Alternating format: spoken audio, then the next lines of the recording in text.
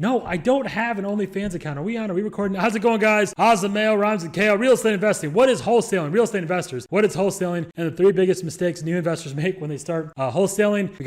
We asked you guys. We asked about 240 some people, and these are the biggest questions that people had. One of the top ones was, what is wholesaling? Even people that have done deals. Actually, some of you guys have actually done deals and are still wondering, like, I still don't understand what wholesaling is. We're going to answer that today. The foundation to building a six-figure a month wholesale and real estate business. I have another class you should check out on how to do that, the exact steps. We have another class on vocabulary. Go to bigria.com. Amazing stuff there. Bigria.com, the number one the largest organization of special needs business owners and real estate investors. We're also the number one channel on YouTube for Indiana real estate. All kinds of great stuff. It's all free. You don't even enter in your name and email. You don't need to do that. You don't need to do that because I don't want you to enter your name and email or get emails from us unless you want them. And they're amazing emails. You're going to want them, but sometimes people don't. The LC doesn't want them. What is wholesaling? Let's get into it. So here's what wholesaling is. Investors buy low and sell high, right? Well, a wholesaler buys really low and then sells low to the investor. So here's a typical, like a pretty house seller that has two main options. Number one, a seller goes for sale by owner. They put their house on the market as a for sale by owner, or a FSBO as it's called, and they find a buyer or renter. Notice in all these scenarios, a buyer or renter is needed. So this is what it's going to help us liquidate any piece of real estate. It's either going to be a buyer or a renter generally, right? So that's one option the seller has. Another option the seller has is they sell their house. They want to sell their house. They go to a realtor. The real estate agent comes out, does the comps, does the CMA and all that stuff, lists their house, charges them anywhere from 3 to 5 to 7%. They put it on the MLS, the multiple listing service. This is what's called on the market because now the house is on the market. It's on the MLS. And most realtors don't sell their own listings. So now all the other realtors with buyers are going to be activated. And Zillow, by the way, is not the same thing as the MLS. That's a private company. People put properties on Zillow. Realtors do that, but it doesn't mean that it's on the MLS. That's not the same thing. But the MLS is the multiple listing services where all realtors have access to, and you have to be a realtor or at least have a realtor's username and password to have access to it. So the seller goes to a realtor lists the property. This is what's called on the market. These are pretty houses. They have to fix them up. They're going to get all the stuff cleaned and they're going to, it's going to look a house that's ready to move in, right? If it's not like that, if it's not a pretty house, then you're going to get a better price and they're going to say as is or something like that. But generally a seller moves out of the house or they're getting ready to move out of the house. They fix it up. It's really nice. They get new carpets and everything. They make it nice and fancy schmancy. And the realtor puts it on the market and then they find a buyer or renter. These are two options the seller has, right? Now, off market or ugly houses that are not going to get pretty, not going to get all nice, twerked up and everything. Now the seller has two main options. The seller doesn't have the option to go to a buyer or investor directly or buyer or renter directly, right? Because if the house is ugly or banged up, a buyer or renter is not going to buy it. FHA won't approve houses that need work, right?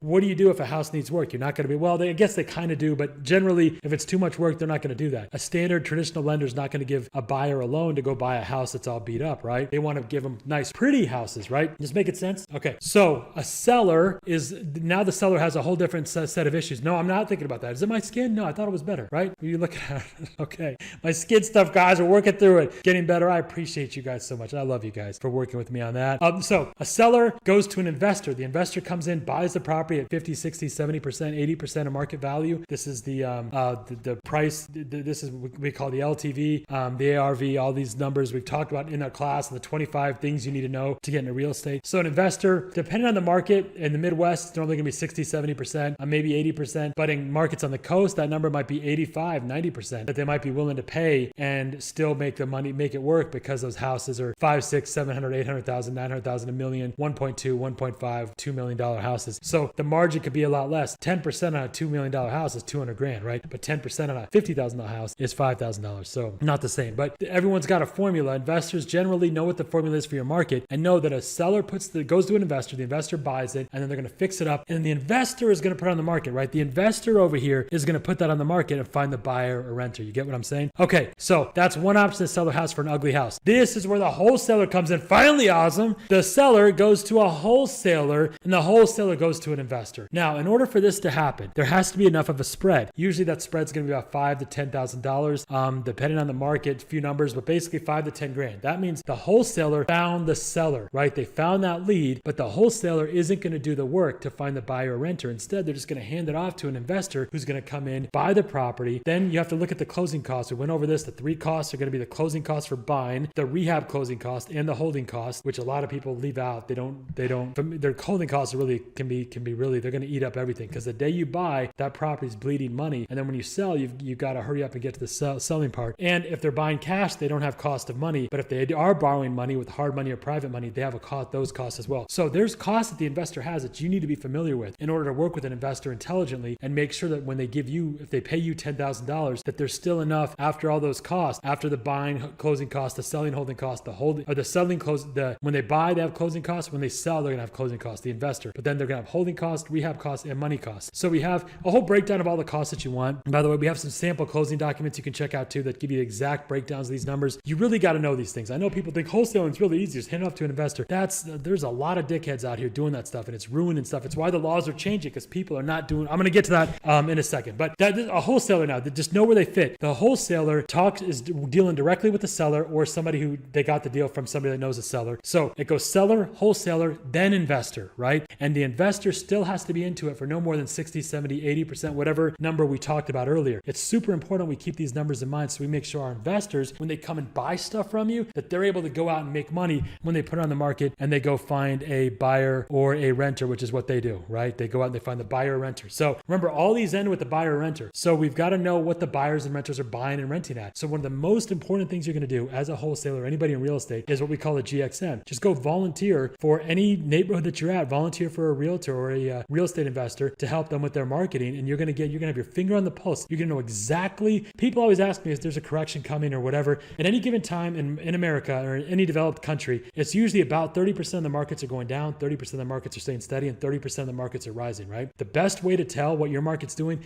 forget what everyone says, all the indicators and all the economists and all the models, is just to market a property. That's it. That'll tell you everything you need to know, because that, more than anything else, is a sign of the market, is what are people willing to rent and buy properties at. So one of the first things you want to do is be really masterful at being able to sell and lease properties and do lease options and be able to find buyers and renters really quickly, because you will know what the price of that, and at the moment there's a change in that market, you're going to be the first one to know. You're going to know that things are changing. And how cool is it when you, as a wholesaler or anybody involved with an investor or a lender or a hard money lender or a seller or a realtor, anyone in that market you're talking to, when you can tell them, hey, you know what, I'm seeing numbers shift a little bit right now. It's just starting, and here's what I think is on the horizon. That is priceless information. This is how you get people saying, you know what, the number one thing when people talk to Anna, because right now she's in that honeymoon phase. She's not going to be in this phase very long where you're going to get to, if you want to invest, by the way, in Indiana real estate, you've got to talk to, I'm telling you, hands down, even if you don't, if you have money, get with Anna, and because she is a nut. She is psychotic. To be on our team, it's real simple. You got to make me look lazy. That's why very few people do it over a decade. It's like, I'm like Eminem with the hiring of people. It doesn't happen very often. You gotta make me you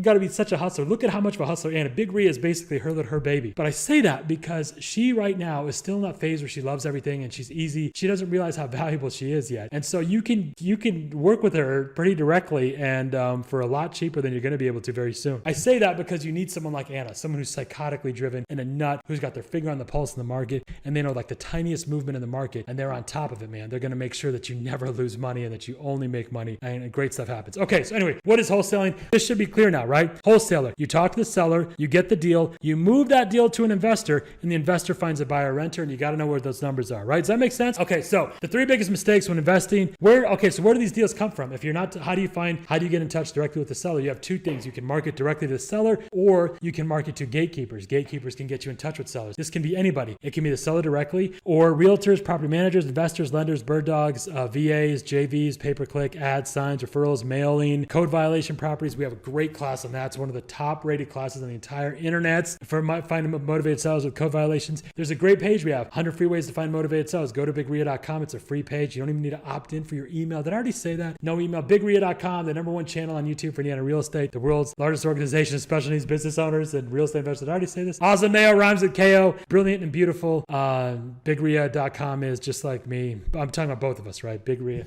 beautiful and brilliant. Go there. So go there. There's 100 free ways to buy and to find motivated sellers for free. Amazing, brilliant stuff there. And part of those is the code violations, all kinds of stuff. Probate attorneys using Pacer to find bankruptcy leads, door knocking, driving for dollars, relocations, evictions, all kinds of stuff. You don't want to have 20, 30 different ways. What you really want to do is focus on how you're doing things. Get that where you're doing it just like nobody else will. It's not about doing the uncommon things commonly well, but doing the common things uncommonly well, as I said, and then Rockefeller stole it from me. That's what you want to do. You show up like nobody else. Build your nobody mountain. Do things like nobody else will do. Do it with enthusiasm, and then take that template and then go do it with 3 other things, 5 other things, 10 other things. When you do everything like a dickhead, like an LC, which is what most people are doing, the biggest problem in wholesaling is that people aren't taking it very seriously. So coming down to the 3 big mistakes to avoid when starting. Number 1 is the best interest policies. This is probably the biggest secret that I have to say. First, do a GXM, start volunteering. Volunteer for any cause you care about. It doesn't have to be real estate, money related at all, just start volunteering 1 hour a week. Do something that raises your frequency of thinking, right? Go to my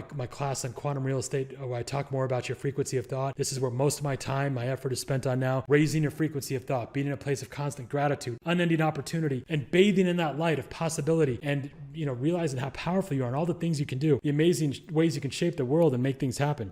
All that happens just by volunteering. It's an amazing process. So the best interest policies, and make sure that this is it, real simple. Make sure that you treat everyone the way you would want someone to treat your mother. And I'm assuming that you love your mother. This is really important. When I said earlier to know the numbers about the investor, know that the investor, when they come in and buy that deal from you, they're going to make a good ROI. It's super important, man. I can't tell, man. Oh my goodness. What she's cracking up is we get people that are taking deals off the MLS, just marking up like 20, 30 grand. People, this is just crazy. Take an average deal from a wholesaler and just search it online. You'll find it advertised for 10 different prices. Anna just made a video about this, about how this is why things are changing. This is why, look, we never want more legislation. We don't want the government involved more in real estate stuff and making all kinds of red tape. But in wholesaling, it has to happen. This cannot continue like this. It's just crazy. So wholesalers doing all kinds of shitty stuff. And the number one thing they're doing, there's 100 different ways to fuck this up, right? And they're doing, they're finding the 101st way, right? The reason they're doing that is because of this number one thing, the best interest policies. They're not following that. This is the mistake, is that you're not doing what's in people's best interest. It's not in someone's best interest to pay you 20 grand for a deal they could buy for 20 grand less on the MLS. It doesn't serve them. It doesn't help them. And people will be like, well, it's a good deal. It doesn't matter where it came from. Yeah, no, it does matter if you're just raising the price and scalping people. And by the way, that's never the case where they're paying you 20, 30, 40, 50 grand above the MLS makes sense. That doesn't happen. What you want to do is do such an amazing job that people will flat out say, listen, I want to pay you 5 grand, 10 grand just to be involved with this deal because of the great work that you do. That's totally different than you just trying to raise the price. A lot of people are doing all kinds of stuff. How do people find leads? This is another thing. Every wholesaling, I get these emails now. I've been talking to a lot of you guys that email and call in. I've talked to some of you now. I've had individual conversations, sometimes for 30, 45 minutes, over an hour. And I would talk to you a lot about people say, what is wholesaling? Or they bought some wholesaling system, and they're all the same basically. Just get a bunch of numbers from a place like PropStream, and then what do? You spam them all. Send them all a bunch of emails, a bunch of text and letters in the mail. And letters is okay because it's too intrusive. But the letter, the phone calls and the spamming, the phone calls and the texting, that is illegal. Just to be clear, there's no doubt about that. The only reason you're not getting in trouble is because they don't have a way to track your number because you're using Google Voice. That's why, another reason, the main reason why laws are changing in wholesaling is because of that. Because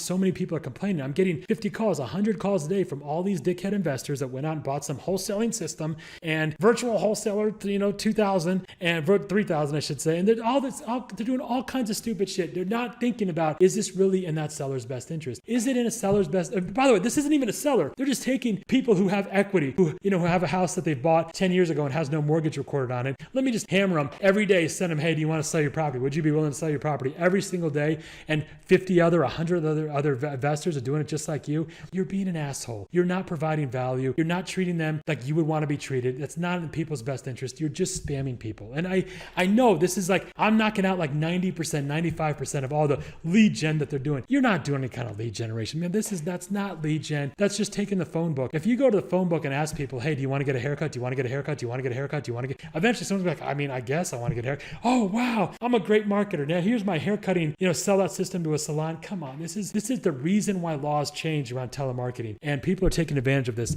and it's not a good thing. It's going to be outlawed soon. You're going to get in trouble. They're going to start charging people $10,000, $15,000 for every violation. And now then the spammers will be like, well, we'll figure out a way around it. Or you go hire someone overseas that'll do it, and they don't care because they're going to switch their names or switch their number. There's all kinds of shady stuff. That's no way to build a business. And just ask yourself, would you want someone doing that to your mom? Would you should be in business to help people, to make a difference, a positive impact. As Steve Jobs said, put a dent in the universe. As we say, make the universe smile, right? To do good stuff, man. And I know that I had this conversation with two people I'm thinking of specifically. And one of them said, well, awesome, that'd be great. But not everyone lives in the world you live in. Yes, you do. Everyone lives here. It's just a matter of your thoughts. If you go into it thinking, well, I got to kind of be an asshole. That's how I was raised. The worst things I did is when I started in Wall Street, the stuff I did on Wall Street. I did all kinds of shady stuff. I called people up. I was trained by a guy who said, you know what? When you talk to somebody, you got 2 missions in life. Number 1, get the money from their pocket to your pocket. He had kind of a southern accent. Get the money from their pocket to your pocket. Number 2, don't go to jail. That's all. That was it. Didn't get nothing out, no morality, nothing. We'd call him up and say whatever we had to get that money. And I'm not proud of that. I'm just saying, I thought at that time, if you ask any questions like, oh, quit being a fucking pussy. And that's what you're told. If you have morality or if you have any kind of conscience about it, if you're just guilty conscience about it, like anything like that, they're like, you're just being weak. It's something to attack. And it's the exact opposite. You know it's BS. You know if you're spamming people, you know all 90% of the replies you get are people telling you to go fuck yourself. They're not saying like, oh, thanks for getting in touch with me, but I'm not interested in selling. No, they're like, man, stop calling me, you asshole. And they're right. You are being an asshole. This is not what's in people's best interest.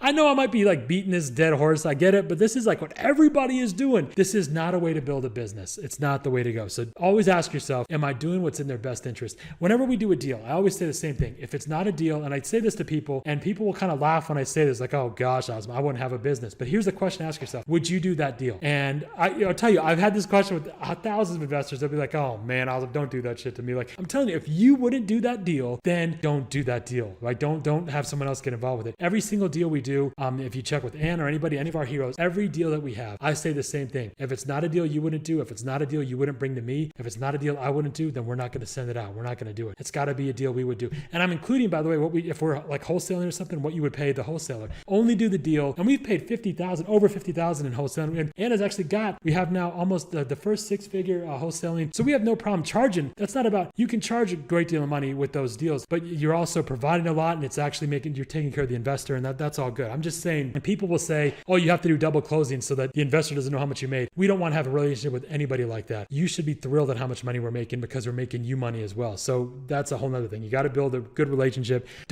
People say this to me a lot now, where they say this, the wholesaling thing, you got to do a double closing so the investor doesn't know how much money you made. First of all, just be clear about this. They'll always know how much money you made, and nothing will get their curiosity more triggered than you doing that double closing and trying to be cute with that. There's no doubt. It's all a matter of public record. All you're doing is delaying the time it takes for them to figure out what you made. They're going to look it up, by the way, and they're going to find out. And if they're unhappy, if you think they're going to be unhappy now, do you think they're going to be happier later? No, they're going to be even more pissed later if that's the problem. But what happens is that's the kind of relationship you built with these people. You don't plan on working with that person longer. We have a rule we call the decade rule. You should only work with people that you plan on working with for 10 years or longer. It eases the pressure of that relationship up front. You can always tell people, listen, I get really nervous. I'm awkward talking to people. But then when I think, you know what, this is somebody I'm going to have like a lifelong friend, then I'm like, okay, that's totally different. Because I have a lot of lifelong friends, and when I first met them, we were really awkward. So that's how I'm looking at this conversation. Is that okay if I look at it like that? People are like, oh yeah, sure. And then it opens up, right? So best interest, that's the first one. Only do things that are in people's best interest. Number two, build your business and get equity. This is the biggest thing we have. You got to get equity. The wholesalers aren't getting equity. They're just moving deals and moving them. They're not doing anything else. And then they might say, well, I've got a business, a virtual business. No, they don't. And that business does have some equity, but how much equity does it really have? If you don't do anything, you don't make any money. I actually don't recommend wholesaling. I know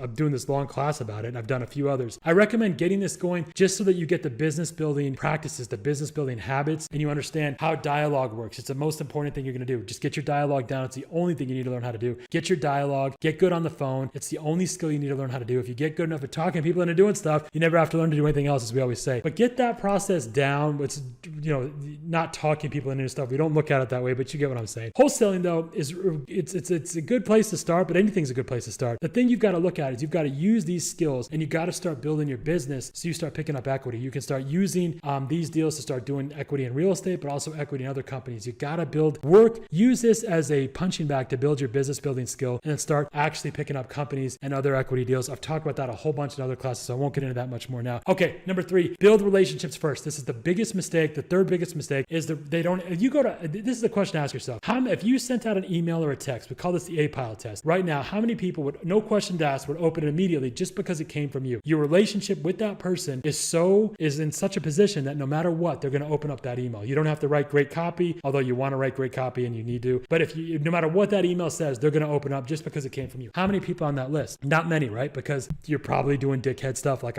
not ideal stuff, and people stop believing you. But that answer to that question really determines a lot about your business. The quickest way, if you want to make 10 grand a month, here's all you need to do. 77s, we talk about this. When you talk to people, rate them on a scale from 1 to 10, how much you like them and how likely it is you make money. Only work with people that are 7s and 7s above, 77s, right? So you need 100, hear me now, of $10,000 a month, 177s who are hearing from you through an email once a week. If you have 177s that are getting an email from you once a week, you're going to make at least $10,000 a month. Actually, I'm not even going to get into the tests we've done because the numbers are so much lower than 100, but I'm just saying 100's a safe bet, a safe number to use. 177s, you're making 10 grand a month. The number one thing to use is use the business, the wholesaling business, as an excuse to get into, to start building relationships and get deep relationships, get in touch with these people, get these relationships going. Just have, if your dialogue, if you have fun having conversations with people and having fun making friends, you do that, it's game over, because you're just going to win every time. You're going to start, it's those dominoes we talk about, domino 57, day 38, bigger and bigger wins. Pretty soon you're going to just be having huge wins and deals are going to come out of nowhere for you. This is, you got to build a relationship first. Use this, the real estate and the wholesaling as an example, just to make friends and to get in touch with people that you can help. You do that, everything else is going to be fine. I've covered this more in the class on making six figures. Okay, so this other part here, people, as I've had these conversations, people have said to me, Azam, is it really that easy? You make everything sound so easy. And you know why I make everything sound so easy? Any one of my students will tell you, it's because it's so fucking easy. Everyone says that to you. It's not, they'll all tell you the same thing. It's not that difficult. But the question is why? Why does the LC always makes everything seem difficult, right? They're just, we say this all the time, they're always exhausted. They're always, the number one thing is resentment. That's the bottom of our hierarchy of thought, our frequency of thought. At the bottom is always resentment, just nastiness. They're just bitter, they're just nasty. But why does the LC think everything is hard? The real question is, when people say something's hard, what are you comparing it to? You're not comparing it to the other ways you have of making 30, 40, 50, 100 grand a month. You're not doing that. You're comparing it to what? You're comparing it to Netflix and porn, to getting on Facebook and getting into like these political arguments or whatever. You're comparing it to watching the news and sitting there and letting them brainwash you into believing that things are awful or terrible, that the world's awful and that people are nasty and want to kill you and that all this stuff that's objectively not true. The world is better than it's ever been. Things are more beautiful and brilliant. We as humanity, and by the way, I know people will hear this and be like, oh, that's very Pollyanna-ism. Look into my background, man. I spoke 7 languages before I was 5 years old. 7 languages before I was 5 years old. I've lived in more countries in 2 school years than most people have lived in their entire lives. If my life has been sheltered, I'd love to hear about yours. When I worked in the intelligence community, the number one thing they said is they're like, my gosh, they're like, I fit in almost anywhere in the world with just a change of clothes and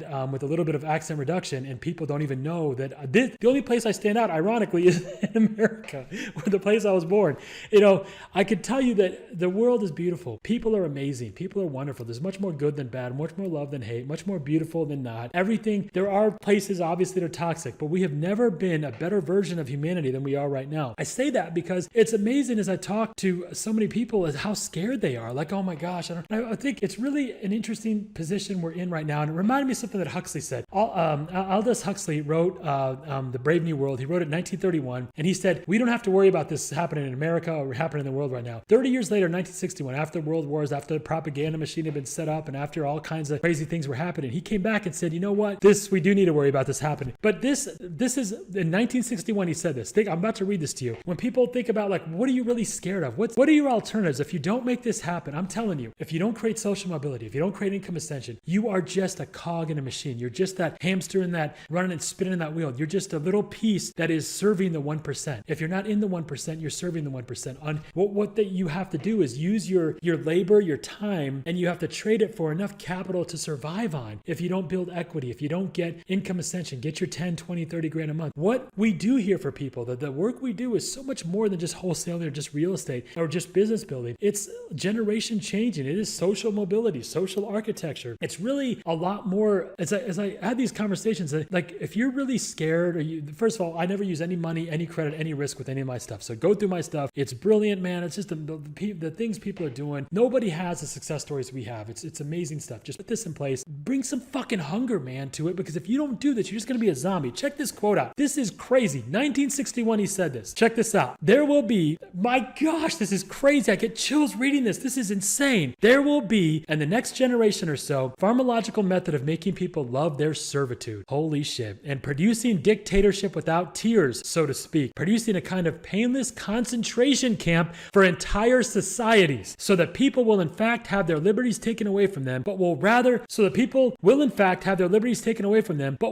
enjoy it. They will rather enjoy it because they will be distracted from any desire to rebel by propaganda or brainwashing, what he called nonstop distractions of the most fascinating nature, Facebook, to drown minds in a sea of irrelevance, man. I'd ask you this, how often do you have a thought that's a high frequency thought, right? If you don't have that, if you're not controlling your thoughts on your own, if you're letting the news wash over you, if you're thinking that things are awful, or I gotta say, Awesome, the market's about to change, man, it's all fear that's put in you it's not, you were trained to be like this, man. So I go back to the quote. Nonstop distractions of the most fascinating nature to drown minds in a sea of irrelevance, or brainwashing enhanced by pharmacological methods, and this seems to be the final revolution. Pharmacological methods. This was 1961 he said this. He wrote the book in 1931, but he came back in 1961 and said, you know what, I didn't think this was going to happen here, but we're pretty much there. That will make them, then he was asked about this, how do you convince a group of people to take a drug that he was just talking about, the pharmacological? He said, what do you mean by that? How would you convince people? This was in the 50s that this conversation had first happened. They said, how is the government or any group of people going to convince people to take drugs that are going to make them think, feel, and behave in the ways that the government, the oligarchs, the elites find desirable? How do you get a population to think, feel, act in a way that you find desirable, right? Listen to this. This was his answer. In all probability, it will be enough to merely make the pills available.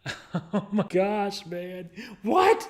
I read this stuff, man. I've been reading a lot lately to do these book reviews. I've been reading more because after I read the book, then I go back 2 or 3 times through it again because of the stuff I highlight. And I highlight the green stuff is like what I want to, the most important. The red is like not as important. The yellow is least important. But as I read this, I remember thinking, this describes when people tell me that they're nervous or they don't know which, they're not, if you're not creating social mobility or income ascension, that's okay. And if you hate me or you don't like me, I'm really sorry to hear that, but you should just move on. Just go to somewhere where somebody is bringing your frequency of thought up and they're helping you create social mobility. Because if they don't do that, you are going to be in the painless concentration camp that has been made for us for an entire society and distracted from any desire to rebel by propaganda or brainwashing, nonstop distractions and most fascinating nature. Listen, you've got a life to live. The thing I talked to, one of the reasons I brought this up is when I was talking to most of you, I had conversations, some really great conversations. And as I had these conversations, almost everybody, when I asked them, do you believe you're destined for greatness? I asked them, go to that destiny diagram. Most people say, yeah, I guess in the back of my mind, but I don't feel that. I don't believe it. I'm not living my life. I asked people, we did a polling question. We said, how many of you, we have our destiny diagram, what you love, what you're good at, what the world needs, and the combination of those we have, you can go to the destiny diagram class because the combination of what you love, what you're good at, what the world needs is your destiny. But then we have your calling, your gift, and your calling, your gift, and your passion. That's a whole diagram you can check out. But we've asked people, we have a polling business. We ask people, how many of you, when you wake up and you go do whatever you do during the day, how many of you feel like you're living your life, you're living your destiny? And the highest number we've ever had is 7%. So just think about your friends and family. Then think about that's about 5 or 10 people in your family, 5 or 10 people your friends, and 5 or 10 people that you work with, your coworkers. That's about 15 to 20 people. Does any one of them, would they answer yes? And the answer is probably no, right? What is happening? It's exactly what Huxley said. How can you live in America? How can you have all this amazing opportunity? I know this is about wholesaling. I'm going off on this whole thing, but it's like, as I had these conversations, I'm like, man, people are like, man, I have so much love for you. I really do. I put these videos out. We had no idea, working with Anna has been an honor. Working with our heroes has been an honor. And I have absolute love for you, man. This is not the time to be conservative or be timid with your ambitions. It's a time to swing for the fucking fences, man, and make it happen. You are my dear friend. You're my brother, my sister. In another timeline, I'm your son. You're my son. You're my daughter, whatever. I say everything I say with love. And if I think about if somebody is lost and they only watch this video, what would I say? And I'd say that you've got to get out of it. You've got to break free from these shackles. And the way to do it, I know it sounds like kind of materialistic, but you got to get to the 1%. If you're not there, you're just working for somebody who is, and you're just a part of the machine that's feeding at the top. I'm not saying that's right either. How is it okay for these Amazon workers to be pissing in bottles and like shitting in little, pizza boxes while Jeff Bezos is like, well, I want to go to space today. I get it. Okay. It's the way it is. So it's just the way it is, man. So you got to get in the 1%. And it doesn't, we get there. We do things in a way that's a lot different than what other people are doing. We create opportunity for ourselves and for others, bringing other people up. Make it happen, man. I know this is beyond the wholesaling stuff, but I just wanted to answer these questions. A few of these things that come in. That's how you get the wholesaling stuff. It's how you get, I have so much love for you, man. I want to make sure you make things happen. If there's anything we can do, let us know. You have our phone number, our email, love@bigria.com. Go to bigria.com. A lot of brilliant, amazing stuff. So that's wholesaling and a whole bunch of other stuff on how to create income ascension, social mobility. Hope that helps. Bigria.com. Go there now. Do it now. Get to the chopper. I love you.